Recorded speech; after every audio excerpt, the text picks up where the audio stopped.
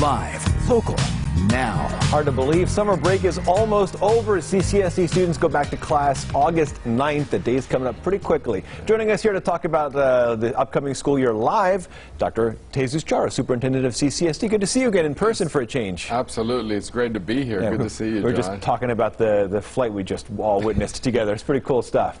Let's talk about other cool stuff. The preparation to get kids and teachers back in class. Obviously, we know things are changing because of the pandemic.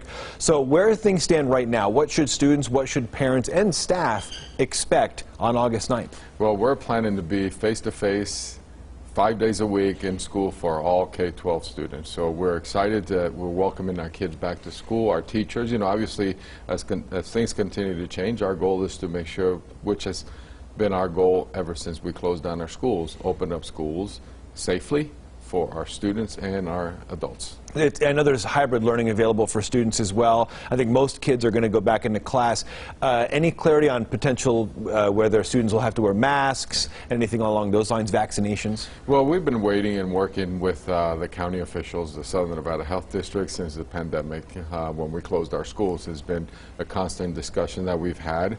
We're waiting to see what the county will do today in their county commission meeting. But, you know, obviously the priority is for us is the healthy opening of schools, our students to be safe and our adults to be safe as well. So we're, waiting and seeing. And, there's things that people are saying, well, making a decision, things changed. Last week, we're at a different point. We're seeing the uptake of our COVID numbers, so we, got to look and see where we are and then make a decision shortly. In August 9th, as you mentioned, it's about 3 weeks or so away, so things could change, obviously, until then, but that's where things stand right now.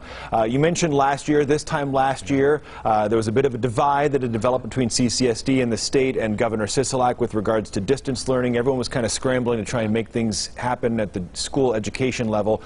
What confidence do you have from the state that they are behind what CCSD plans to do when it comes not only to federal funding, we'll get to that, but also just when it comes to getting kids in class safely? Well, we've been working with the state, since we closed. We, opened schools in March. The State Department, the governor's office, the Department of Education worked closely to open up in March. They saw the priority we had.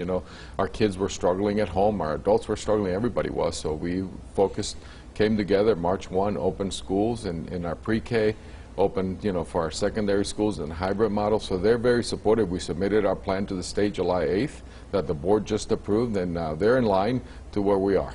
So things have improved. Absolutely. Our relationship has gotten a lot better, and I, believe in where we're all headed together.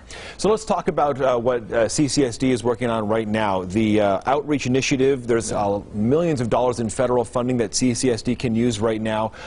Let's talk about where the money comes from and where parents can essentially help determine where it would go to. Absolutely. We have a great opportunity in this community, well, across the country. This is the largest investment of the federal government in public education. So very excited about the opportunity. And when we started looking at where we were, looking at a kids first agenda, future of our kids, what does this community want for our kids? Not what Dr. Jara wants for our kids. Obviously, there's 310,000 families we serve, so it's an opportunity for this community to really look and say, what do we want the future of our schools to be? What do we want our kids to learn? Where do we want to prioritize our funding? So we have an outreach led by community, not by CCSD.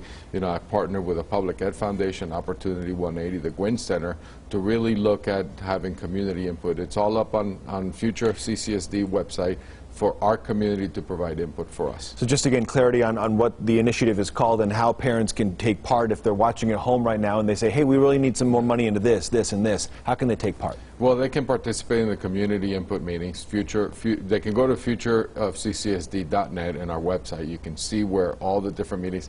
I have 80 nonprofit organizations that are out there doing the outreach. So really provide input on where we are, where do we want to prioritize our dollars. Where do you think the most need is right now? Well, right now, from what we saw, obviously I've been very vocal about the mental health of our students and our staff.